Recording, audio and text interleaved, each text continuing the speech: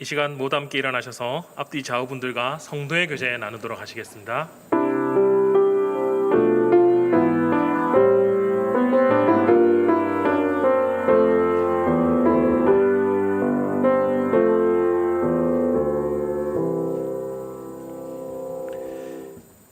이제 2021년 10월 첫 번째 주일이며 오순절 후 19번째 주일 예배를 하나님께 올려드리겠습니다.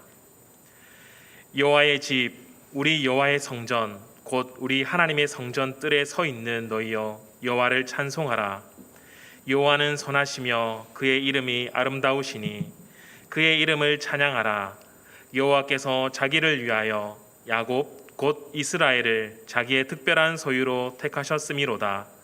하나님은 영이시니 예배하는 자가 영과 진리로 예배할지니라. 아멘. 우리 모두 그 크신 일을 행하신 하나님을 찬송하겠습니다.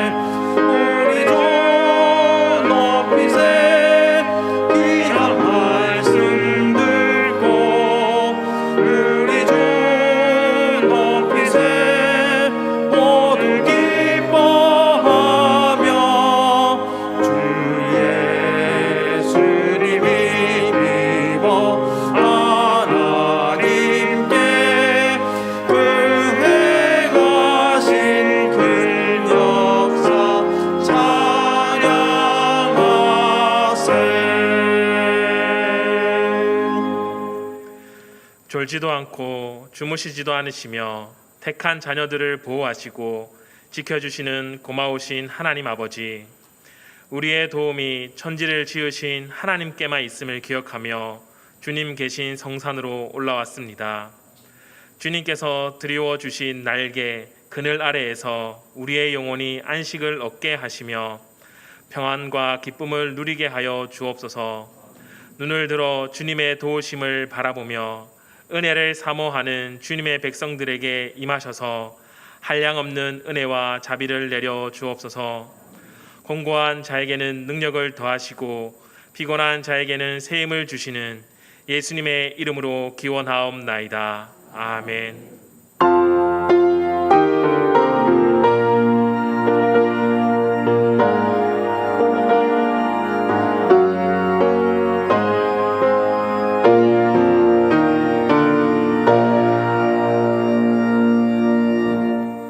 고백의 기도 시간입니다. 한 주간의 삶을 되돌아보며 하나님과 자신만이 아는 은밀한 죄를 고백하겠습니다.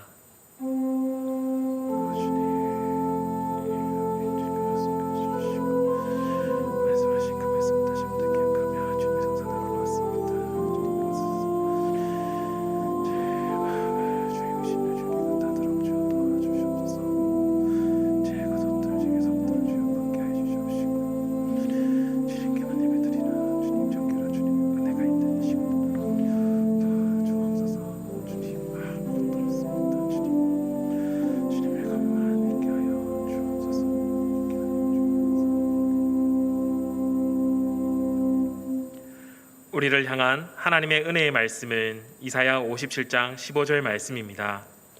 내가 높고 거룩한 곳에 있으며 또한 통회하고 마음이 겸손한 자와 함께 있나니 이는 겸손한 자의 영을 소생시키며 통회하는 자의 마음을 소생시키려 함이라. 아멘. 사랑과 자비가 풍성하신 하나님은 우리가 회개할 때 우리의 모든 죄를 사하시는 분입니다. 그 은혜에 감사하며 찬송가 618장 나 주님을 사랑합니다. 함께 찬양하시겠습니다. 나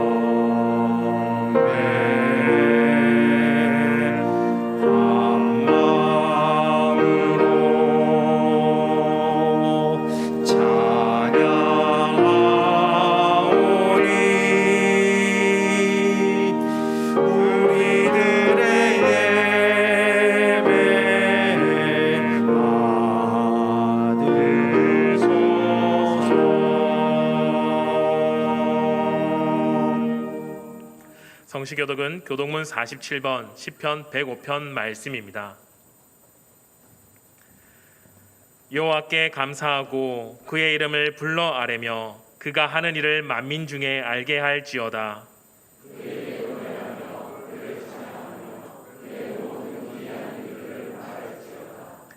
그의 거룩한 이름을 자랑하라. 여호와를 구하는 자들은 마음이 즐거울지로다.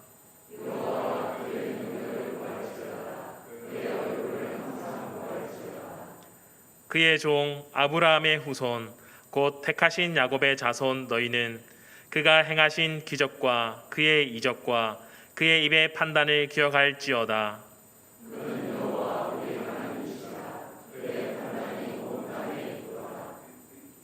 그는 그의 언약 곧 천대에 걸쳐 명령하신 말씀을 영원히 기억하셨으니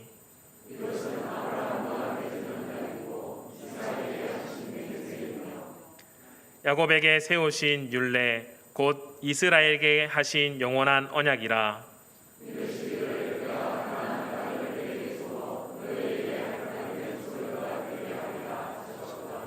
아멘. 사도신경으로 우리의 신앙을 고백드리시겠습니다. 나는 전능하신 아버지 하나님 천지의 창조주를 믿습니다. 나는 그의 유일하신 아들 우리 주 예수 그리스도를 믿습니다. 그는 성령으로 잉태되어 동정녀 마리아에게서 나시고 본디오 빌라도에게 고난을 받아 십자가에 못 박혀 죽으시고 장사된 지 사흘 만에 죽은 자 가운데서 다시 살아나셨으며 하늘에 오르시어 전능하신 아버지 하나님 우편에 앉아 계시다가 거기로부터 살아있는 자와 죽은 자를 심판하러 오십니다. 나는 성령을 믿으며 거룩한 공교회와 성도의 교제와 죄를 용서받는 것과 몸의 부활과 영생을 믿습니다. 아멘. 모두 함께 자리에 앉으시겠습니다. 예배를 위해서 이영건 장로님께서 기도하시겠습니다.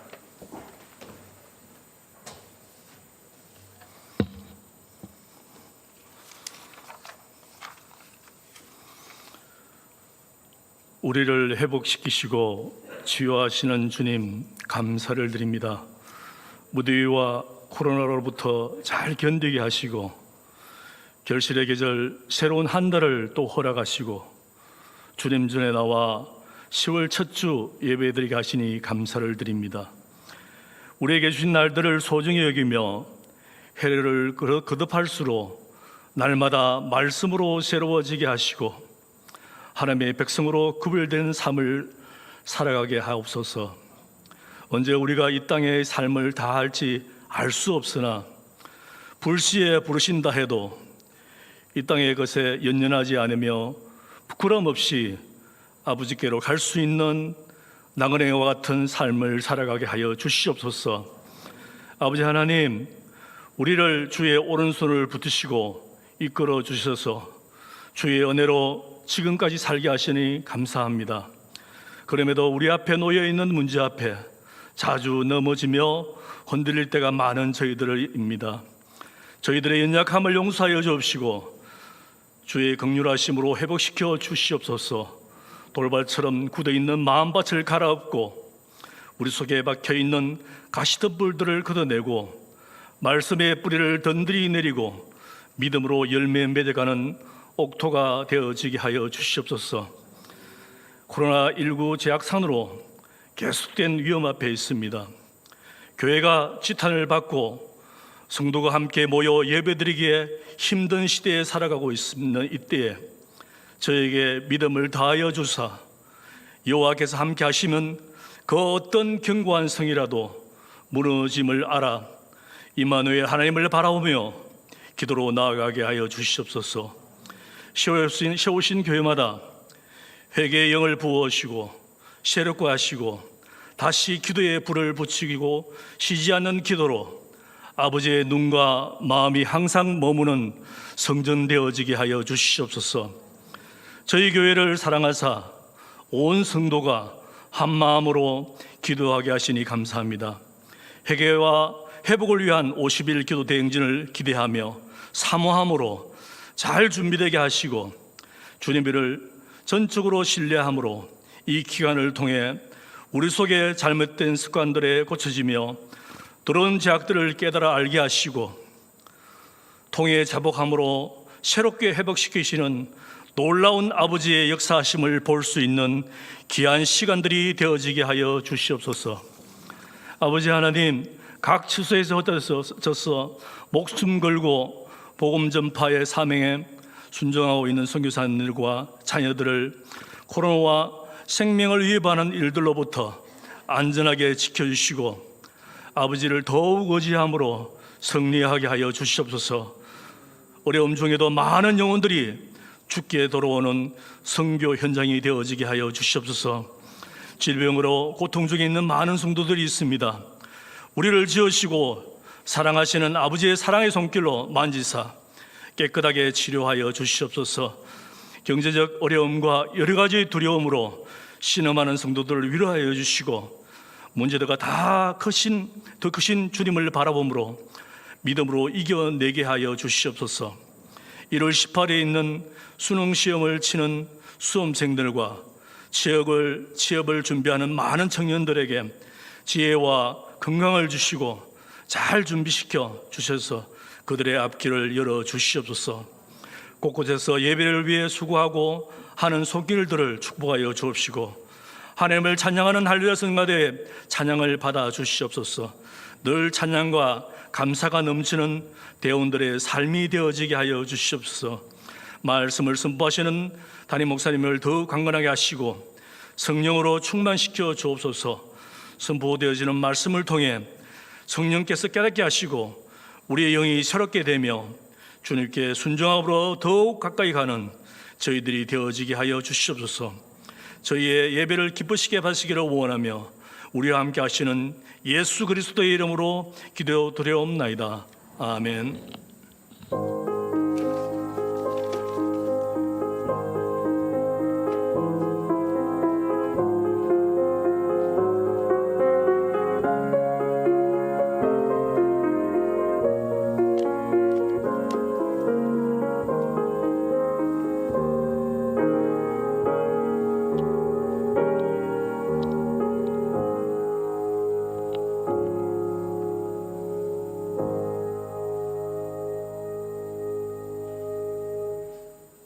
오늘 우리에게 주시는 하나님의 말씀은 신약성경 사도행전입니다. 사도행전 2장 42절에서 47절 말씀입니다. 신약성경 190면에 있습니다.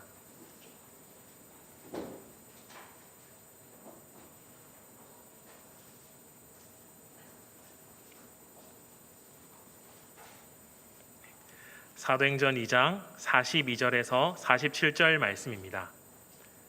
찾으셨으면 함께 봉독하도록 하겠습니다. 그들이 사도의 가르침을 받아 서로 교제하고 떡을 떼며 오로지 기도하기를 힘쓰니라. 사람마다 두려워하는데 사도들로 말미암아 기사와 표적이 많이 나타나니 믿는 사람이 다 함께 있어 모든 물건을 서로 통용하고 또 재산과 소유를 팔아 각 사람의 필요를 따라 나눠주며 날마다 마음을 같이하여 성전에 모이기를 힘쓰고 집에서 떡을 떼며 기쁨과 순전한 마음으로 음식을 먹고 하나님을 찬미하며 또 온 백성에게 칭송을 받으니 주께서 구원받는 사람을 날마다 더하게 하시니라. 아멘. 할렐루야 찬양대의 찬양으로 하나님께 영광을 돌린 후 담임 목사님께서 말씀 선포하시겠습니다.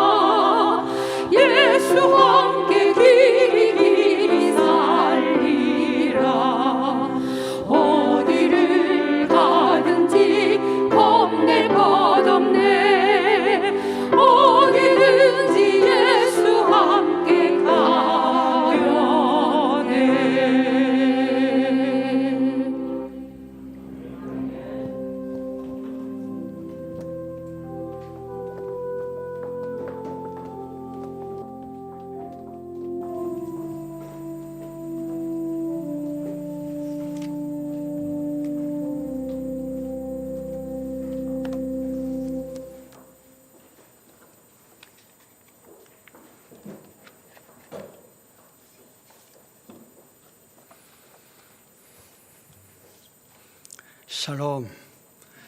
하나님의 평화가 또 은혜가 예배 자리에 나오신 모든 이들의 심령과 가정에 충만하시기를 축복합니다. 오늘 여전히 좋은 찬양 준비해 주셔서 감사합니다. 하나님이 받으실 만한 그런 기쁜 찬송이 된 줄 믿습니다.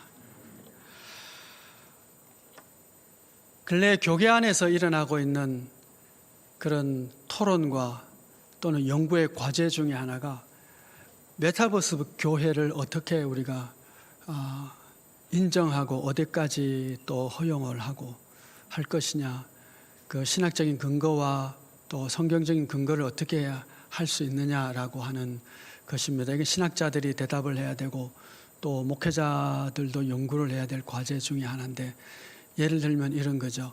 가상 현실 속에 교회를 만들고, 그리고는 가상 현실 속에서 예배도 드리고 이제 교회 생활을 하는 겁니다. 실제적으로 근래에 온라인 교회가 만들어졌습니다. 온라인만으로 예배를 드리고 또 이렇게 하는 것이죠. 과연 이런 것들이 교회라고 할 수 있을까? 또 교회로 인정받을 수 있을까? 교회라고 인정할 수 있다면 그 신학적이고 성경적인 근거는 뭘까? 이런 것들을 이제 사실은 토론이 되어져야 되고 연구가 되어지고 또 신학적으로 뒷받침되어야 될 그 과제 중에 하나인데, 너무 급격하게 오늘 우리에게 다가오고 있습니다. 교회라고 했을 때에 교회가 기본적으로 가지고 있어야 될 한 5가지 영역의 사역이 있습니다. 그것을 가지고 교회가 건강하다, 또 아니다, 또 혹은 어떤 것들이 부족하다, 이렇게 평가를 할 수 있고, 또 이런 것들이 거의 없으면 그걸 교회라고 할 수 있냐라고 하는 교회의 5가지 영역의 사역이 있습니다. 첫 번째는 예배죠. 예배. 그 예배는 그냥 단순히 예배가 아니라 성례가 있는 예배를 뜻합니다. 그러니까 성찬과 세례가 있는 예배가 있느냐라고 하는 예배 사역, 교회 아주 참 중요한 사역의 분야죠. 두 번째는 진리의 말씀을 가르치는, 이걸 디다케라고 하는데, 말씀을 가르치는 교회고 그 사역이 활발한가, 이제 이런 것을 보는 것이죠. 세 번째는 코이노니아라고 해서 성도의 교제입니다. 이 성도의 교제가 얼마나 또 풍성한가라고 하는 거죠. 네 번째는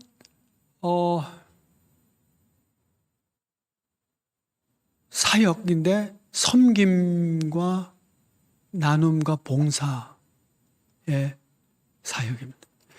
이걸 이제 디아코니아라고 얘기를 하는데, 교회가 사역을 하는데 가난한 자, 저 어려운 자, 이런 봉사가 얼마나 활발하게 잘 이루어지고 있는가.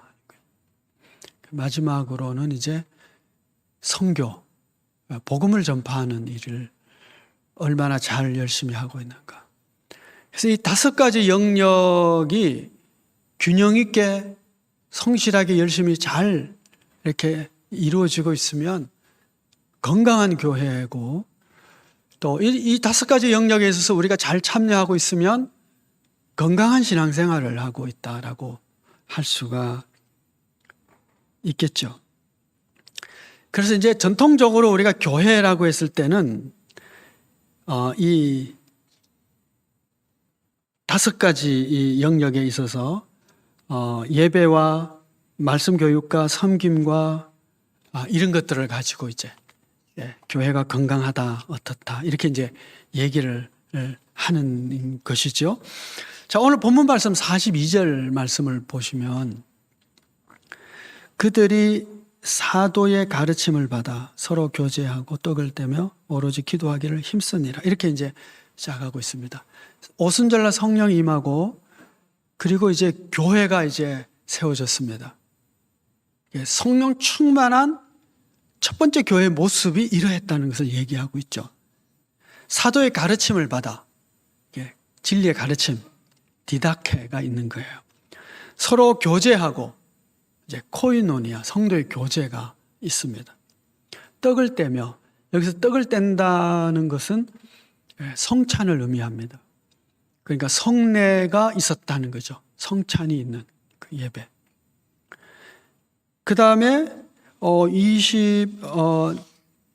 44절, 45절에 이어지는 말씀을 보시면 또 가정에서도 떡을 떼며 음식을 나누며, 가정에서 떡을 떼는 것은 성찬이지만 음식을 나누는 것은 애찬을 얘기하는 것입니다. 그러면서 서로 섬기고 나누고 구제하는 이런 사역들이 있는 것을 보게 되죠. 그래서 여러분, 교회가 혹은 내 신앙이 건강하냐 또 바른 자리에 위치하고 있느냐 하는 것은 이 5가지를 점검해 보아야 됩니다. 그 중에 하나라도 부족하면 우리가 지금 연약한 가운데 있고, 연약하면 또 시험 받기 쉽겠죠. 지난 목요일에 우리가 애써서 소빈 묵상을 했었는데요. 그 불임절에 관한 그 재정 규례를 말씀을 하는 가운데 에스더 9장 22절에 이날에 유대인들이 대적에게서 벗어나서 평안함을 얻어 슬픔이 변하여 기쁨이 되고 애통이 변하여 길한 날이 되었으니 이 2날을 지켜 잔치를 베풀고 즐기며 서로 예물을 주며 가난한 자들을 구제하라 하며 그럽니다. 자, 이 본문 말씀을 읽으면서 성도는 교회는 잔치를 이렇게 해야 되는구나 하는 것을 배웠어요. 어떻게 해요? 그러니까 자유케 되고 기쁨을 얻고 위로받고 힘을 얻고 했으니까 잔치를 벌려서 즐거워하고 그건 당연한 거죠. 그 다음에 어떻게 해요? 예물을 주고받으면 서로 함께 기뻐하는, 그리고 가난한 자를 구제하는 것. 잔치는 이렇게 하는, 교회 잔치, 또 성도들의 잔치. 혹시 여러분 칠순 잔치 이렇게 해보시면 괜찮을 것 같아요. 그죠? 잔치도 하되 또 예물도 주고받고 가난한 자도 구제하는, 성탄절, 추수감사절, 혹은 부활절, 혹은 교회 창립 기념일, 이런 잔치를 이렇게 해야죠. 그렇죠? 잔치도 하면서 서로 즐거워하되 예물도 주고받고 그리고 구제도 있는. 여러분, 교회에 건강하다, 신앙이 건강하다는 것은 이런 것입니다. 예배와 말씀과 나눔과 교제와 섬김, 구제, 이런 것들이 교회 건강함을 얘기할 수가 있는 것이죠. 자, 코로나 시대가 길어지면서요, 이 시대가 우리를 학습을 시켜줬어요. 여기 좋은 학습도 있는데 여기 좀 잘못된 학습이 있어요. 오랫동안 비대면으로 이렇게 지내다 보니까 예배를 이렇게 드려도 되나? 라고 처음에 생각하다가 나중에는 이래도 되네? 이렇게 학습이 된 거예요.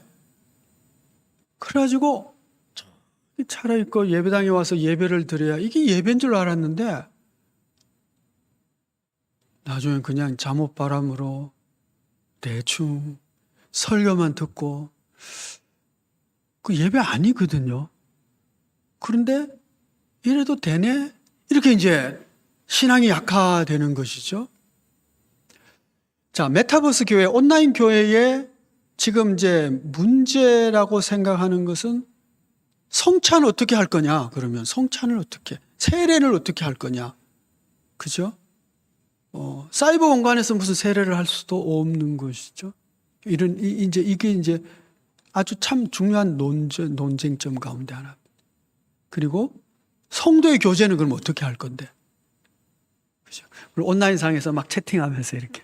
또 물론 이제 얘기하면서 할 수는 있겠지, 그죠? 그걸 과연 인정해 줄 수가 있을까? 그리고 또 그러면 구제는 섬기면 또 어떻게 할 건데 서로 섬기는 것은 이게 이제 문제가 되는 거죠. 우리의 신앙생활에 이 요소가 전통적으로는 바로 있어야 되는데 이게 코로나 기간을 동안에 학습되어지기를 이래도 되네 이렇게. 성가대 이래도 됩니까? 이러다가 이래도 되네 이렇게 되는 거예요. 그죠? 이래도 되네. 우리가 지금 마스크 다 하고 있는데 거리 두기를 하고 모이지를 못하고 하다 보니까 성도의 교제가 다 깨져 버렸어요. 이게 참 중요한 요소인데 5가지 요소 중에 코이노니가 굉장히 중요한데 이게 다 깨져 버리니까 처음에는 이게 뭐야 서로 만나지도 못하고 서로 격려와 위로와 기도 제목도 서로 주고받지 못하고 막 이러다가 이게 점점 길어지니까 그냥 이래도 되네. 이게 학습이 되어지면 우리 신앙이 굉장히 약화될 수밖에 없는, 그래서 정상적이고 건강한 신앙에서 연약한 신앙으로 나아감으로 말미암아 마귀의 유혹에 아주 쉽게 넘어갈 수 있는 연약한 존재가 되고 우리의 신앙이 그렇게 되어버렸어요. 이거 위기가 아닐 수가 없습니다. 그래서 오늘 여러분들과 함께 나누고 싶은 것은 이 5가지 영역 중에 성도의 교제 부분입니다. 너무 약화되어 버려서 이 성도의 교제를 다시 회복하지 않으면 심각한 영적 손상을 우리가 입을 수밖에 없겠다라고 하는 시점에 있기 때문에 성도의 교제를 함께 나누고, 결론은 뭘까요? 우리 열심히 교제합시다 이거예요. 그렇죠? 여러분들 약화된 성도의 교제가 좀 더 강하게 잘 이루어질 수 있도록 여러분께서 적극 참여하시고 모임에 나와주시고 아니면 영상으로도 만나주시고 그렇게 해주시기를 요청을 드리는 바입니다. 디모데후서 4장 9절에 이런 말씀이 있어요. 바울이 디모데에게 편지를 쓰면서 너는 어서 속히 내게로 오라. 대만은 이 세상을 사랑하여 나를 버리고 데살로니가로 갔고 그레스게는 갈라디아로 디도는 달마디아로 갔고 누가만 나와 함께 있느니라. 네가 올 때 마가를 데리고 오라. 그가 나의 일에 유익하니라. 여러분 다 느끼시겠지만 저도 이 말씀을 이렇게 읽으면서 바울이 가지고 있는 외로움이 느껴져요. 너는 속히 내게로 오라. 속히 내게로. 대만은 이 세상을 사랑해서 데살로니가로 갔다. 없는 거예요 지금. 또 그레스게와 디도도 이런저런 일로 또는 뭐 선교적인 사명을 가지고 이렇게 파송을 했겠죠. 가고 누가만 나와 함께 있느니라. 외로움이. 여러분 바울이 이 글을 쓸 당시는 바울의 나이가 많아졌을 때입니다. 거의 말년이에요. 말년쯤 됐으면 사도 바울의 신앙이 굉장히 높아졌을 것으로 생각이 돼요. 그렇지 않을까요?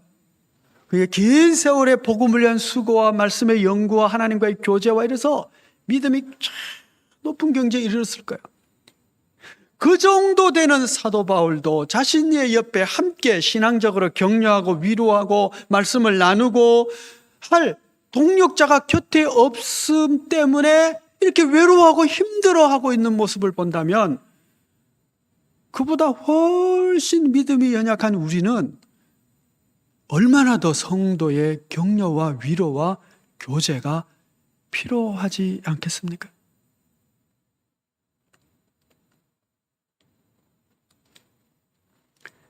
바울이 외로워했던 것처럼, 아니 성도의 교제가 그냥 없는 것을 당연한 것처럼 여기는 것은 우리가 너무너무 미약한 존재로 지금 살아가고 있고 신앙이 약화되어 있는 증거일 뿐입니다. 우리의 신앙을 격려하고 서로 위로하고 서로 힘을 얻고 그렇게 할 성도의 교제가 풍성한 만남들이 우리 모두에게 있어지기를 축복합니다. 이렇게 교회와 교회 생활에 있어서 성도의 교제가 참 중요한 이유가 뭘까요? 사도 바울이 이렇게 그와 함께하는 동역자들이 곁에 없어서 힘들어했던 이유가 뭘까요? 그것은 하나님이 우리를 그렇게 만드셨기 때문입니다. 동지가 필요하고 동력자가 필요하고 친구가 필요하도록 우리를 그렇게 만드셨어요. 창세기 1장에 하나님의 형상으로 사람을 만들되 남자와 여자로 만들었다. 공동체로 만들었다는 뜻이죠. 2장을 들어가면 하나님이 흙으로 사람을 만드시고 그리고는 말씀을 하세요. 사람이 혼자 사는 것이 좋지 아니하니 내가 그를 위하여 돕는 배필을 지으리라 하시니라. 여러분 성경에요. 처음으로 좋지 않다라는 단어가 이때 등장을 해요. 사람이 혼자 있는 것이 좋지 않다. 그래서 돕는 배필을 만들겠다. 여러분 돕는 배필이 만들겠다는 얘기는 돕는 배필이 없이는 혼자서는 모자란다는 얘기잖아요. 부족함이 있다는 얘기잖아요. 온전하지 않다는 얘기잖아요. 하나님이 우리를 그렇게 만드신 거예요. 사람은 혼자 있으면 연약하고 부족하고 그렇다는 거예요. 그래서 누군가 옆에서 돕는 자가 있어야 완성이 되어지는 그런 존재로 인간을 만드신 것이죠. 그래서 우리는 누군가가 나를 도와주는 그런 존재가 필요하죠. 자, 그러면 하나님은 창조 세계를 이렇게 만드시고 인간을 공동체로 만드셔서 함께 도우며 그러며 살도록 만드셨는데 이 창조 세계를 사단은 어떻게 하죠? 파괴시키는 것이 사단의 목적이고 할 일이죠. 그래서 하와가 혼자 있을 때 그를 유혹해서 에덴 동산이 파괴되게 만들고 관계가 파괴되게 만들었어요. 그러니까 사단이 하는 일은 뭐냐 하면 깨어지게 하고 공동체를 이루지 못하게 하고 성도의 교제가 없게 만드는 것이죠. 하나님이 만드신 첫 번째 공동체가 가정입니다. 에덴 동산에서. 두 번째 만든 것이 뭘까요? 교회거든요. 성령이 임하여서 교회가 만들어졌어요. 그래서 교회의 원리와 가정의 원리가 참 흡사해요. 하나님이 만드신 공동체이기 때문에. 그래서 가정 같은 교회, 교회 같은 가정 이렇게 얘기하잖아요. 자, 그래서 사단이 하는 일은 뭐냐 하면 깨트리는 일이거든요. 성령은 모이도록 하고요. 그래서 성령을 받은 교회 공동체 예루살렘 교회가 제일 먼저 한 일이 뭐냐 하면 45절에 마음을 같이하여 날마다 마음을 같이하여 성전에 모이기를 힘쓰고 그랬어요. 모이기를 힘쓰는 것이 성령 충만한 공동체의 특징이었어요. 근데 히브리서 10장 25절에 보면 모이기를 피하는 어떤 사람들의 습관과 같이 하지 말고 오직 권하여 그날이 가까움을 볼수록 더욱 그리하자. 그날이 가까운다는 건 종말을 얘기합니다. 종말이 가까움을 볼수록 어떻게 하자고요? 모이기를 힘쓰자. 왜냐하면 모이기를 패하는 어떤 사람들의 습관이 있을 것이기 때문에. 그러니까요. 성령 충만한 공동체는 모이기를 힘쓰고 종말의 특징은 뭐예요? 모이기를 패하는 것이다. 그럼 여러분, 오늘 우리는 무엇에 힘써야 될까요? 모이기에 힘쓰는 자가 돼야 성령의 공동체라고 할 수가 있고, 모이기를 패하면 패할수록 하나님의 심판 망할 때가 다가오는 그런 공동체라고 할 수가 있는 거죠. 교회는 두 종류의 모임이 있습니다. 하나는 예배를 드리기 위해서 모이는 이런 회중 집회로서의 모임이죠. 또 하나의 모임은 형제와 자매로서 서로의 관계 속에서 격려하고 위로하고 또 축복하고 기도하고 사랑을 나누고 그러기 위한 소그룹의 모임이 있어요. 두 모임이 있는데 코이노니아는 성도의 교제는 당연히 큰 모임인 예배의 모임이 아니라 작은 모임인 소그룹에서 인격적인 만남을 통해서 이루어지게 되어 있죠. 우리도 그렇잖아요. 이렇게 회중 집회로 모이면 예배가 중심이에요. 하나님께 찬송하고 하나님께 감사하고 하나님 말씀을 듣고 그러죠. 성도의 교제는 어때요? 시작하면서 잠깐 눈인사하고 마치면 그냥 빨리 가버려요. 그렇죠? 여기 앉아 계신 분이 저기 앉아 있는 분과 예배는 드리지만 눈도 한 번 마주치지 못하고 헤어지죠. 인격적인 만남이라고 하는 것이, 즉 성도의 교제라고 하는 것이 예배 공동체에서는 거의 일어나지 않는 거예요. 회중 집회에서는. 그래서 성도의 교제는 작은 그룹에서 서로의 관계 속에서 인격적인 만남 속에서 이루어지는 것입니다. 그래서 우리에게는 이 일은 어떤 성도의 교제라고 하는 소그룹의 만남이 반드시 필요한 것이, 그것이 얼마나 건강하냐가 결국 성도의 교제가 풍성한 교회냐를 가늠하는 것이기 때문에 그런 것이죠. 그래서 성도 여러분, 예배자로서 하나님께 예배드리는 예배 공동체일 뿐만 아니라 교회가 건강하기 위해서는 작은 만남들 속에서 인격적인 교제가 필요하다는 사실을 기억하시면서 그런 성도의 교제에 풍성한 소그룹의 만남이 있기를, 여러분들이 그런 만남에 적극적으로 참여해서 그 코이노니아가 풍성해지기를 축복합니다. 갓 태어난 아이가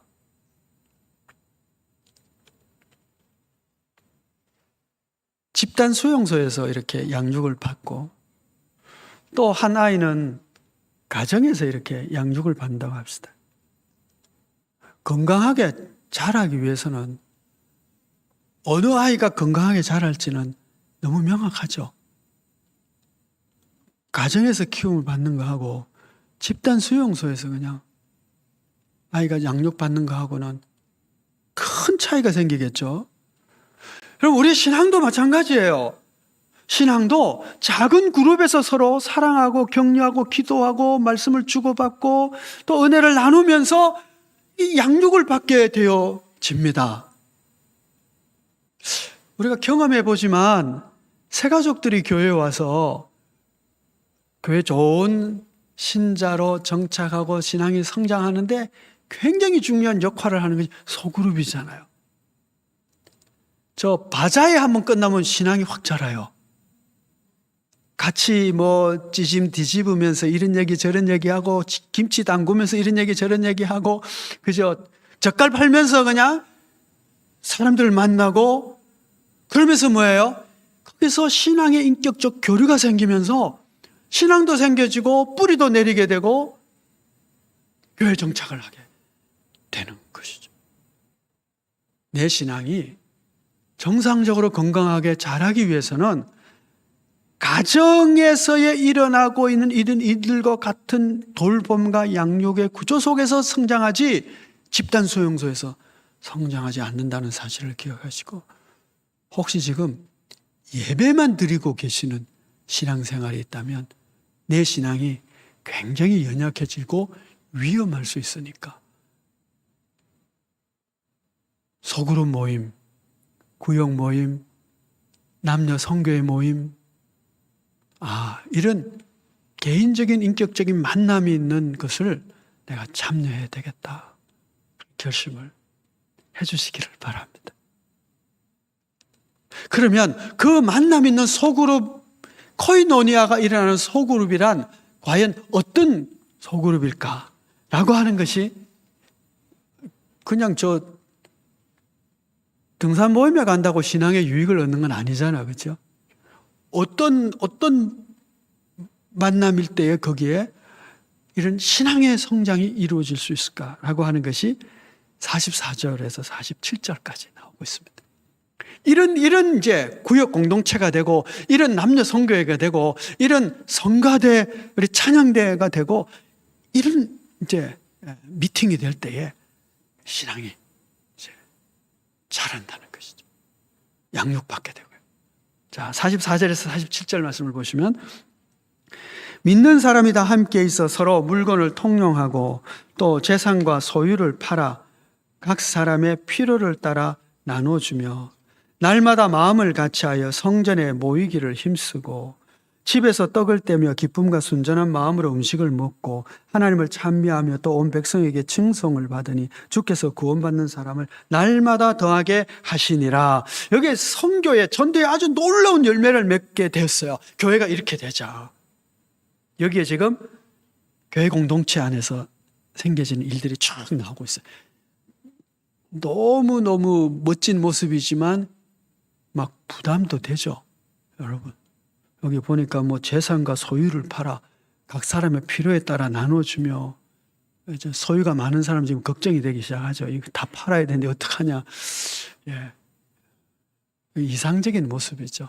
모습이고, 이 이후에도 예루살렘 교우들이 자기 재산을 다 판 게 아닙니다. 일부 사람들이 이렇게 하고 또 서로 나누고 이렇게 했다는 얘기예요. 이 이후에도 집 가진 사람도 있고 다 있었습니다. 어쨌든 참 여기에 성령 충만한 공동체라고 하는 것이 이런 모습이구나 볼 수가 있는데, 여기에 코이노니아라고 하는 성도의 교제가 넘치는 공동체가 가지고 있는 특징을 여기서 참 잘 보여주고 있어요.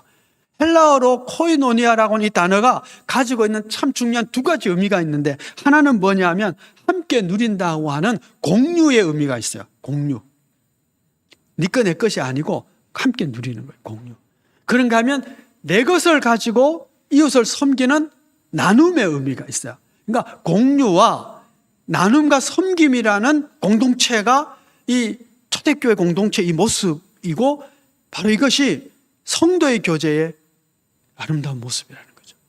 자, 여러분, 하나님이 만드신 두 공동체가 있다고 그랬죠. 가정이 있고 교회가 있는데, 가정과 교회가 참 흡사하기 때문에요, 가정을 보면 교회가 보이고요, 교회 같은 가정이 또한 되어야 하는 것이 마땅해요. 자, 그런데 코이노니아가 아주 풍성한 교회의 모습이 공유와 나눔이라면, 여러분 가정을 한번 생각해 보세요.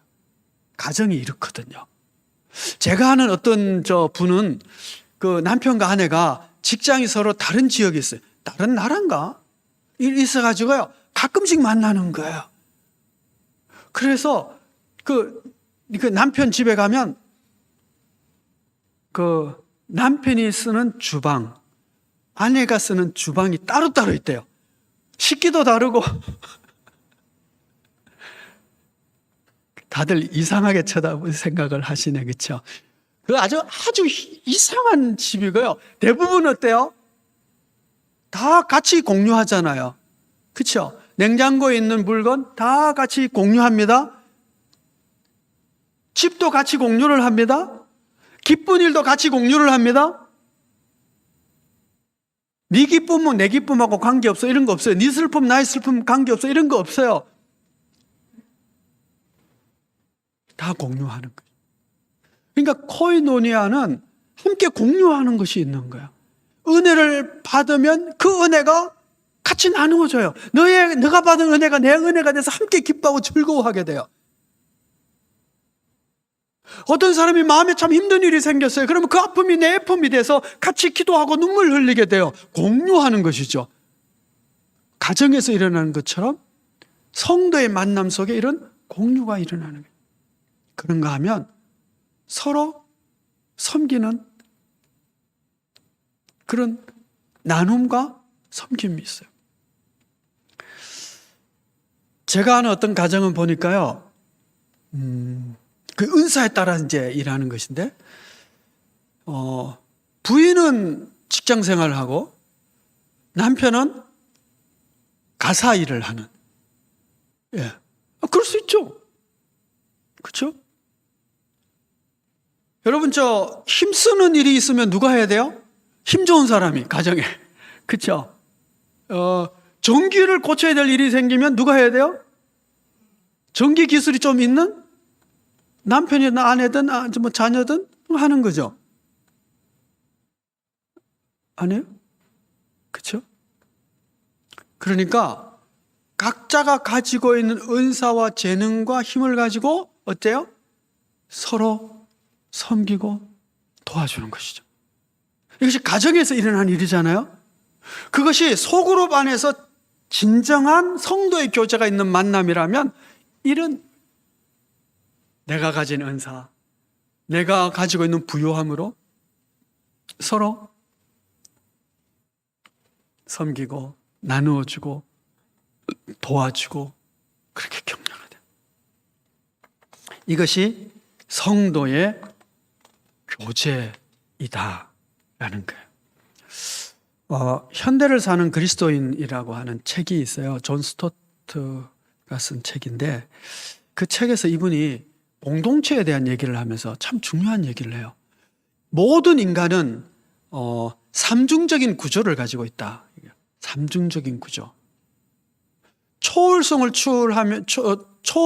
추구하면서 하나님을 발견하려고 하고, 의미를 추구하면서 자기를 발견하려고 하고, 공동체를 추구하면서 이웃을 발견하려고 한다. 옆에 같이 있다고 이웃은 아니잖아, 그렇죠? 이웃, 진정한 이웃을. 그러니까 인간은 삼중적인 구조를 가지고 있어서 하나님을 발견하려고 하고 자기를 발견하려고 하고 이웃을 발견하려고 하는 이런 구조를 가지고 있다는 겁니다. 그렇기 때문에 만약 교회가 예배를 통해서 초월하신 하나님을 경험할 수가 있고 진리인 하나님의 말씀을 가르쳐서 의미를 발견해서 내가 누구냐라는 것을 진정으로 발견할 수 있게 만들어주고, 그리고 코이노니아가 있는 공동체를 만들어서 이웃을 발견하게 해준다면, 이런 교회가 있다면 사람들은 몰려올 것이다. 그렇게 쓰고 있어요. 우리가 그렇대요. 우리가 예배를, 하나님을 만나는 예배, 그러니까 예배를 드리면 내가 하나님을 만났다라고 할 수 있는 그런 예배를 드릴 수 있다면, 그리고 말씀을 잘 공부해서 내 삶의 의미를 발견해 가고 코이노니아가 있는 공동체를 만들면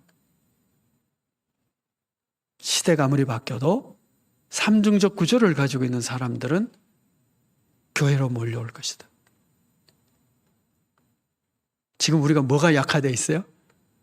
다 약화되어 있죠, 사실은. 그렇죠? 오늘 우리가 공동체를 다시 회복해야 될 이유 중에 하나가 이런 것이죠.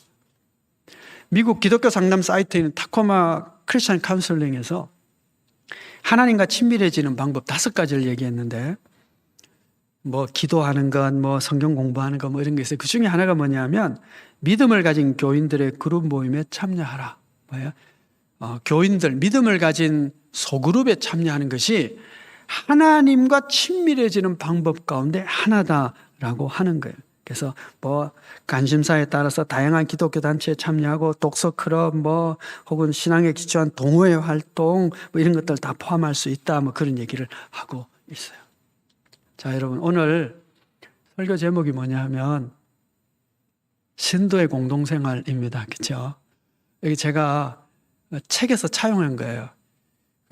디트리트 보네퍼라고 하는 그 독일 유명 신학자 다 아시잖아요. 보네퍼의 책 중에 하나가 신도의 공동생활입니다.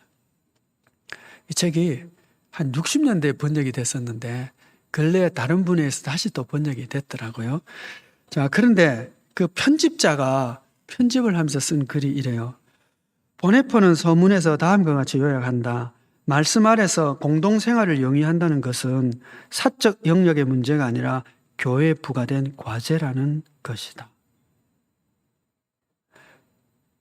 그럼 보네프에 의하면 성도의 교제는 없어도 괜찮네라고 하는 그런 신앙 영역이 아니고 반드시 있어야만 하는 신앙의 과제라고 말하고 있습니다.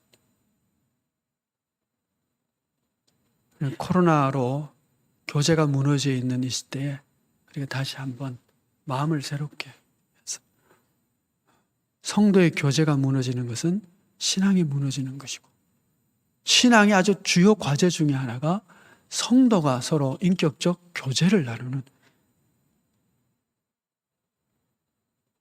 그런 소그룹이라는 것을 기억하셔서 자칫하면 우리가 절름발이 신앙생활을 할 수가 있는데, 성도의 교제가 회복되어지는 그런 우리 모두가 다 되어지기를 축복합니다. 특별히 회개 회복을 위한 50일 기도 대행진을 기도 동지들을 찾아서 4명이서 함께하게 하신 이유 중에 하나가 바로 이겁니다. 성도의 교제가 무너진 시대이기에 기도의 동력자들, 기도의 동지들을 찾아서 서로 기도함으로 성도의 교제를 다시 일으켰으면 좋겠다는 마음에 시작한 것입니다. 여러분, 기도의 동지들을 꼭 찾아보시고, 찾기 힘들면 도움을 요청하시고, 그래서 50일 동안 좋은 기도의 동지와 함께 성도의 교제도 나누시고, 이후에 계속해서도 성도의 교제의 풍성함을 나눌 수 있는 그런 신앙인들이 다 되시기를 축복합니다.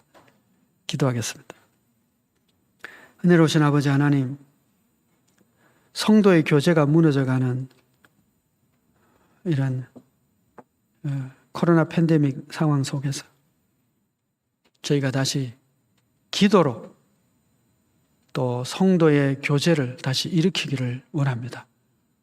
저희들에게 하나님의 마음을 주시고 이 시대를 새롭게 하고자 하는, 또 교회를 복되게 하고 교회를 강하게 하여 이 세상을 복되게 만드는 신앙 공동체로 세워가기 위해서 서로 격려하고 위로하고 서로 함께 기도하는 그런 코이노니아가 있는 공동체들이 회복되어지는 저희 모두가, 또 저희 교회가 되게 하여 주옵소서. 예수 그리스도의 이름으로 기도하옵나이다. 아멘. 찬송가 221장 함께 찬송하겠습니다.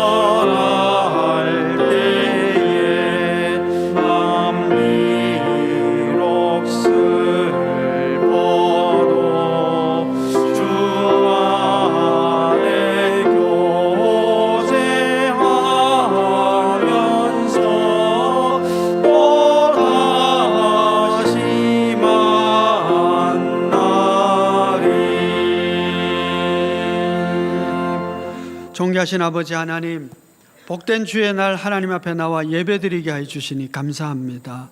저희가 예물로 드리는 감사의 헌금도 있습니다. 이 예배와 함께 예물도 받아 주신 줄 믿습니다.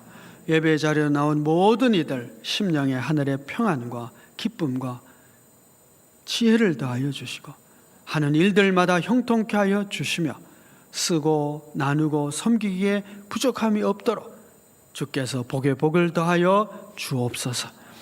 예수 그리스도의 이름으로 기도하옵나이다. 아멘.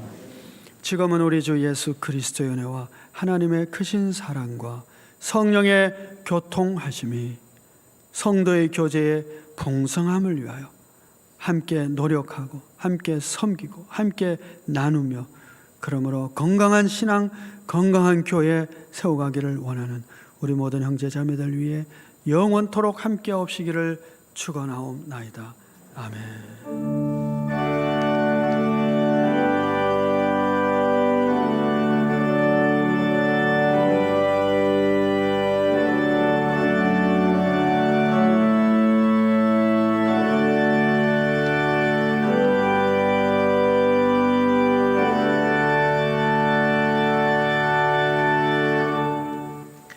교회 소식 알려드리겠습니다. 사회적 거리두기 3단계가 10월 17일까지 2주간 연장되었습니다. 예배 및 소모임 운영은 종전과 같이 진행되며 백신 2차까지 완료하시고 14일에 경과하신 분들은 본당 총원 숫자에 포함되지 않습니다. 기억하여 주십시오. 그리고 예배엔 여전히 여유 좌석이 많이 있습니다. 그리고 이번 주 금요일 온가족 금요 기도회가 있습니다. 10월 8일 금요일 저녁 8시에 본당과 유튜브에서 진행되어집니다. 그리고 저희가 진행하고 있는 10월 17일부터 12월 5일까지 50일간 회개와 회복을 위한 기도 대행진이 계속 진행되고 있습니다. 300그룹을 목표로 신청을 받고 있습니다. 김해교회 성도님들이라면 누구나 함께 참석하셔서 기도의 은혜를 누리시기 바랍니다. 혹시 참여하고 자시는데 팀이 없으시거나 아직 네 분이 모집 안 되신 분들도 백신 목사님께 신청하여 주시면 팀이 될 수 있도록 기도 그룹이 될 수 있도록 적극 도와드리겠습니다. 그리고 오늘부터 회개와 회복을 위한 50일 기도 대행진 묵상집과 그리고 주보의 체크리스트가 나갔습니다. 이것을 보시면서 50일간 함께 말씀을 참여하시면 됩니다. 이 책은 교회 사무실에서 판매하고 있습니다. 그리고 이 체크리스트는 보시면 50일간 말씀을 어떻게 읽었는지 그리고 기도를 어떻게 하고 있는지 개인적 묵상과 그룹 기도를 하고 있는지 대한 체크리스트가 있습니다. 그리고 뒤에 보시면 기도 제목을 쓰는 란이 있습니다. 꼭 기도 제목을 10가지 써주시고요. 이것을 통해서 매일 기도하시기 바랍니다. 그리고 더 중요한 것은 기도 동력자 적는 란이 있습니다. 이곳에 꼭 기도 동력자를 적어주시고요. 기도 제목도 꼭 적어주시기 바랍니다.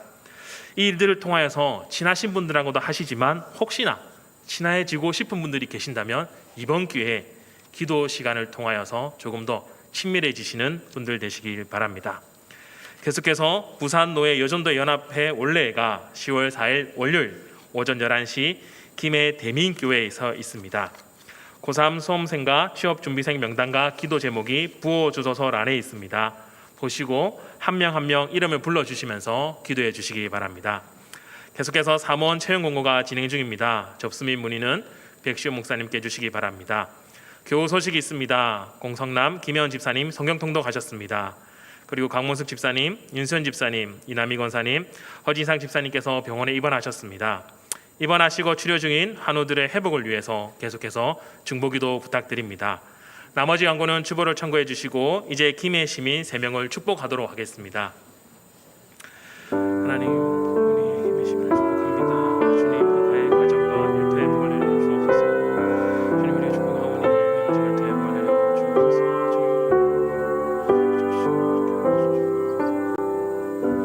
예수님의 이름으로 기도드립니다. 아멘. 이제 김해교회 3.1운동 실천 캠페인을 함께 제창하도록 하겠습니다. 김해교회 3.1운동 실천 캠페인 매일 3장, 매일 3명, 매일 3가지. 아멘. 2주의 암송 구절은 고린도전서 13장 1절에서 6절 말씀입니다. 함께 한번 읽거나 암송하도록 하겠습니다. 고전 13:1-6 내가 사람의 방언과 천사의 말을 할지라도 사랑이 없으면 소리나는 구리와 울리는 꽹과리가 되고 내가 예언하는 능력이 있어 모든 비밀과 모든 지식을 알고 또 산을 옮길 만한 모든 믿음이 있을지라도 사랑이 없으면 내가 아무것도 아니요 내가 내게 있는 모든 것으로 구제하고 또 내 몸을 불사르게 내줄지라도 사랑이 없으면 내게 아무 유익이 없느니라. 사랑은 오래 참고 사랑은 온유하며 시기하지 아니하며 사랑은 자랑하지 아니하며 교만하지 아니하며 무례히 행하지 아니하며 자기의 유익을 구하지 아니하며 성내지 아니하며 악한 것을 생각하지 아니하며 불의를 기뻐하지 아니하며 진리와 함께 기뻐하고. 아멘.